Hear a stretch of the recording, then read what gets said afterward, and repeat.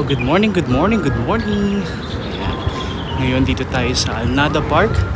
Today is 17th of February 2024 and the weather is 20 degrees Celsius. It's quite windy kaya kahit medyo hindi ganun kababa yung temperature, malamig pa rin. Mafe-feel mo yung lamig. Ayan. So chill ride. Today is Saturday. Walang trabaho. At exercise muna tayo at paalam. Regular exercise plus vitamin D, vitamin Dulok. Yan yung mga kabayan tayo here. Maganda yung panahon ngayon kasi kagabi umulan. Ang lakas ng ulan kagabi. Pero ngayon it's sunny but windy. Siguro maririnig nyo naman yung hangin. At tignan nyo naman yung park. Ang daming mga dahon-dahon na nagsiliparin kahapon. May naglilinis naman. Ay nakita akong nagwawalis. So nililinis niya yung park. Ayan, ito yung nakasabay ko rin last week. Last week umuulan na ulanan ako. Pero thank God hindi ako nagkasakit. Ayan o. Assalamualaikum. Siya din yung last week na nakasabay ko. Habang umuulan, nag-walk sila ng kanyang husky na dog. Ayan, chill lang. So, ngayon, it's Lenten season na. Siyempre, Quaresma. Paghanda sa Holy Week. Last Wednesday, we celebrated the Ash Wednesday. Siyempre, paalala na Assalamualaikum. Ito yun, paalala na sa abot tayo nagmula, sa abot tayo babalik. So may simula at may hangganan ng buhay. Diba? Kaya ang pinaka-importante dun yung in-between. Diba? In between the beginning and the end. On how you live your life. Sabi nga. Diba? Kasi lahat naman may katapusan. Walang forever, sabi nga nila. So ayun, syempre ngayong Lenten season, last 2 years kasi ang ginawa ko is parang less social media. Yun yung parang pinaka-fasting ko, tsaka yung coffee. So yung social media last year or last 2 years, parang di ako gumagamit masyado ng social media ako na Lenten season. Pero naisip ko, bakit hindi natin gawing platform yung social media to spread good news? So bawasan mo yung pagmamarites, pagpo-post ng mga kalokohan. Instead, you post good news, the word of the Lord, diba? Kaya sinimulan ko nung Ash Wednesday, I am posting one Bible verse per day, and I challenge you guys to post also to spread the good news of the Lord, diba? Kasi maganda siyang tool or platform to spread the good news of the Lord. Ngayong Lenten season, 40 days challenge, diba? Why not? Give it a try. Ayan, so habang nag-exercise ako, I'm doing my weekly exercise. I'm going to share some Bible verses to inspire people sakali mang may mga pinagdadaanan, may mga pagsubok na nararanasan ngayon para maka-inspire and of course to spread the good news of the Lord using my social media platform. So the first verse that I'm going to share is coming from the book of Matthew, the Gospel of Matthew chapter 6 verses 33. Ang sabi niya doon, kasi 'di ba, minsan madalas hindi na natin alam kung anong gagawin pagising natin sa umaga. Litong-lito tayo, ano na Lord, para saan ako bumabangon? Parang hindi mo na alam kung saan at anong gagawin mo for that particular day or particular situation. Parang litong-lito ka na, gusto mo nang sumuko sa dami ng problema, sa dami ng mga paghihirap mo na nararanasan, gustong gusto mo na sumuko. Kasi nga, ang sakit na, tapos may mga nararamdaman ka pa sa katawan, ang sakit, hindi mo alam kung saan nanggagaling, di ba? Parang may mga pagkakataon na ganun. So, my advice is to remember this particular verse in the Bible from Matthew chapter 6 verse 33. Sabi niya, "Seek ye first the kingdom of God and His righteousness, and all these things will be given unto you." So ayun, yun ang pinakasagot dun sa mga sitwasyon na hindi natin alam kung ano nang gagawin. Pray lang, pray, seek His guidance, seek His mercy, seek His help, di ba? Magdasal ka at lahat ibibigay ni Lord. Lalo na kung yung dasal mo is coming from your heart. Diba? Yung sincere yung panalangin mo. Diba? Minsan iiyak mo lang kay Lord. Iiyak mo lang kay Lord yung mga problema mo, mga pinagdadaanan mo. He will give you guidance. The Holy Spirit will guide you and give you wisdom on what decision you're going to take. Diba? Sabi niya nga, I am the truth, the way and the life. Sabi niya, siya yung totoong daan, totoong ang buhay at ang pag-asa. Diba? Manalig tayo sa Kanya. We need to seek His help. We need to seek His guidance every day. Pagising mo sa umaga, magpa-thank you ka. Thank you, Lord, dahil nagising ako. Thank you for the life. Thank you for the chance again to do better. Diba? And ask the guidance, like, sana siya na bahala for today, di ba? Sa lahat ng pagkakataon na kailangan mo ng wisdom, ng knowledge, di ba? Ng lakas. So, humingi ka lang sa Kanya. Every day, that's the first thing you need to do. You have to pray, to give Him thanks, to ask for the guidance, and of course, ask for forgiveness for all the sins that you have done. Diba? For sure, that day will be fruitful.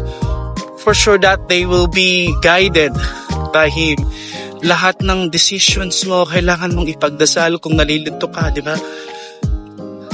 Nandyan lang siya palagi para sa atin. Diba? Sabi nga dun sa Matthew chapter 28 verse 20 na na-mention ko last week, I will always be with you. Sabi niya, until the end of the world. Yun yung pinaramis na sa atin. So hold on that promise, and then always seek His kingdom before anything else. Then lahat, it will follow. Diba? So nandyan si Lord para sa'yo. So yung second verse na isa-share ko is coming from Matthew chapter 7 verse 7. Sabi niya, ask and it will be given unto you. Seek and you will find. Knock, the door will be open. Ayan. So, parang continuation siya ni first verse. Diba? Parang, you have to seek first the kingdom of heaven. Ngayon sabi niya, ask and it will be given unto you. Seek and you will find. And knock, the door will be open. Diba? Ang sarap lang pakinggan ng mga words na yon. Kailangan lang natin talaga siyang tawagan. Kailangan lang natin siyang hingan. Diba? Ngayon, gumagamit pa tayo ng internet, ng load, para matawagan yung mga mahal natin sa buhay. But for Him, you don't need internet. You don't need load. So for Him, you don't need internet. You don't need load to call Him. His line is open.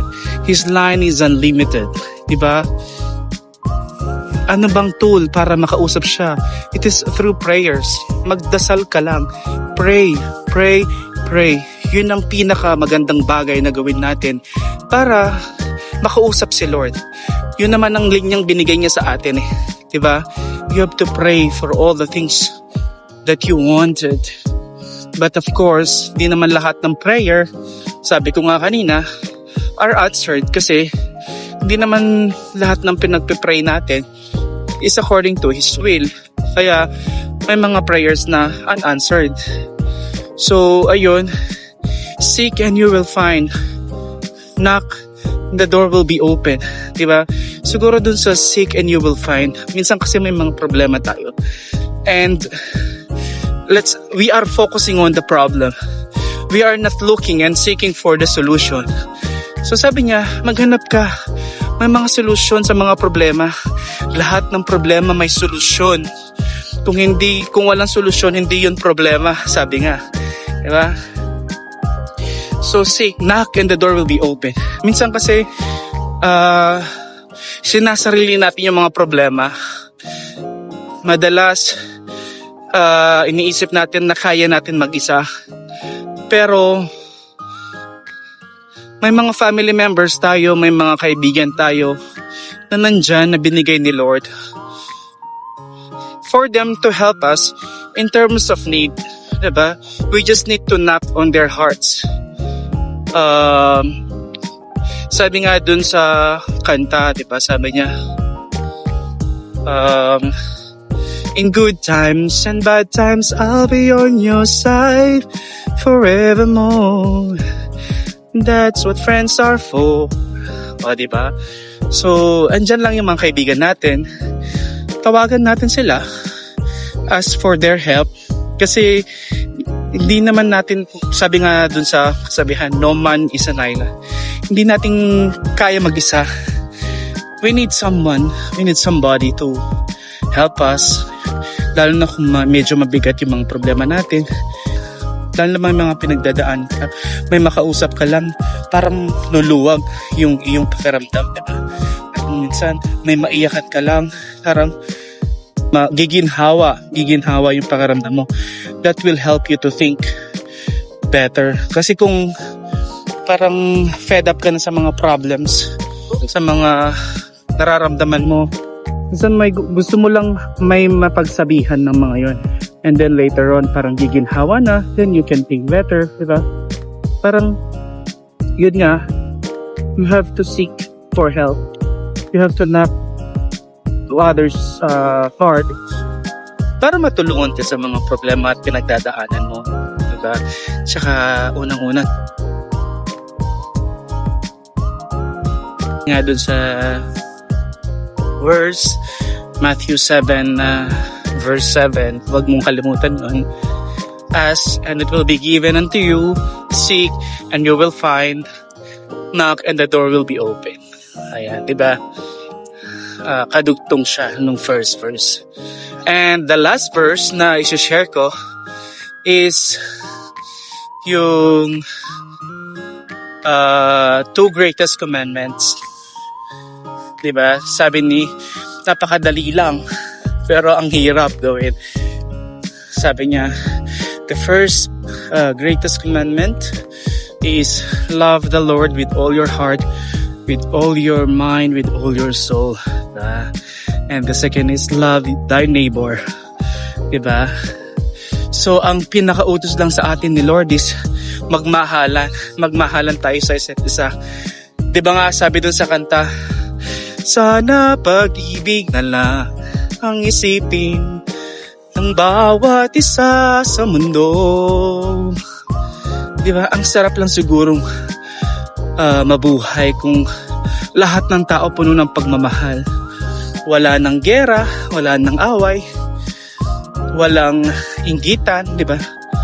Ang sarap lang yung nagtutulungan, yung lahat ng tao mabuti ang kalooban, diba? Pero hindi yun yung katotohanan.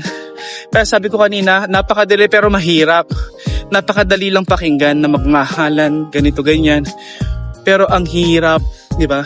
Kasi, di ba, minsan may mga taong, may mga nakakasakit sa atin, may mga sinasabing hindi maganda. Paano mo yun mamahalin? Pero, siguro, sabi nga kanina, nagkikinig ako ng homily. Sabi niya, kapag nasasaktan ka na, kapag sinasaktan ka na, kapag nananakit na sa'yo, kahit sabi ni Lord na you have to love your neighbor, do it, pero on a distance, di ba? Hindi yung like, for example, may situation sa isang family na sa mag-asawa na sinasaktan na, patuloy yung pag-cheat, diba? Paulit-ulit na lang, pagsisinungaling, nananakit, diba? Why you stay? Diba? You can love them, but from a distance, diba? Ano yun? Magiging martyr ka?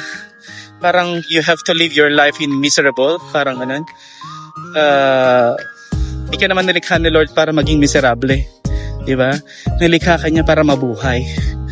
Sabi nga nila, you only live once. Pero sabi ko naman, you only die once. You only die once, so you have to live your life every day. Don't live a life na ang lungkot ng buhay. Na parang dumadanas ka ng kalungkutan sa buhay every day. Parang, hello, hindi ka naman nilikha ni Lord para maging malungkot lang. Diba? Para masaktan lang. Lumabas ka. Diba? Andyan si Lord. I-guide ka niya. Huwag kang magpaalila. Huwag kang magpaabuso. Kasi you don't deserve it. You deserve better. You deserve to be loved. To be loved by the people around you. To be loved by God. So, sa mga pagkakataong nasasaktan ka na, umalis ka na sa sitwasyon. Diba? Kung hindi nyo na ma-work out, kung hindi nyo na ma-resolve yung mga conflicts, mga problems, kalas, di ba? Don't stay there. Parang ganun. So, just pray for them. You show their love on a distance by praying for them na sana magbago na sila. Di ba? Ayun. Kailangan talaga manaig at mangibabaw yung pag-ibig sa bawat isa. Lalo na sa pag-ibig sa Panginoon.